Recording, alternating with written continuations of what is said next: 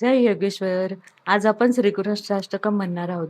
भ्रजेव जैकमण्डनं समस्तपापखण्डनं स्वभक्तचित्तरञ्जनं सुपीच्छगुच्छमस्तकं सुनादवेणुहस्तकम् अनङ्गरङ्गसागरं नमामि कृष्णनागरम् मनोजगर्वमोचनं विशाललोललोचनं विधूतगोपशोचनं नमामि पद्मलोचनं करारविन्दभूधरं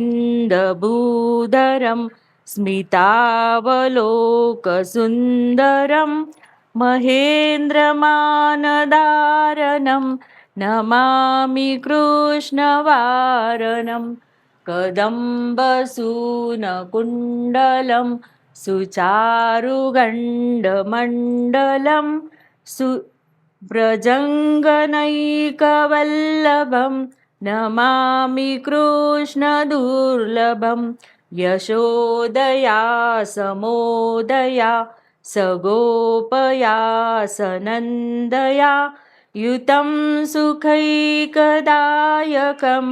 नमामि गोपनायकं सदैव पादपङ्कजं मदीयमानसे निजं ददानमुक्तमालकं नमामि गोपनायकं भ्रुवोभरावतारकं भवाब्धिकर्णधारकं यशोमतीकिशोरकं नमामि चित्तचोरकं दृगन्तकान्तभङ्गिनं सदा सदालसङ्गिनं दिने दिने नवं नवं नमामि नन्दसम्भवं गुणाकरं सुखाकरं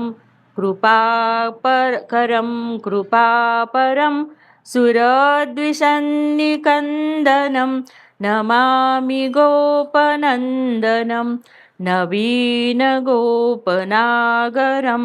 नवीनकेलिलम्पटं नमामि मेघसुन्दरं तडित्प्रभालसत्पटं समस्तगोपनन्दनं हृदम्बुजैकमोदनं नमामि कुञ्जमध्यगं प्रसन्नभानुशोभनं निकामकामदायकं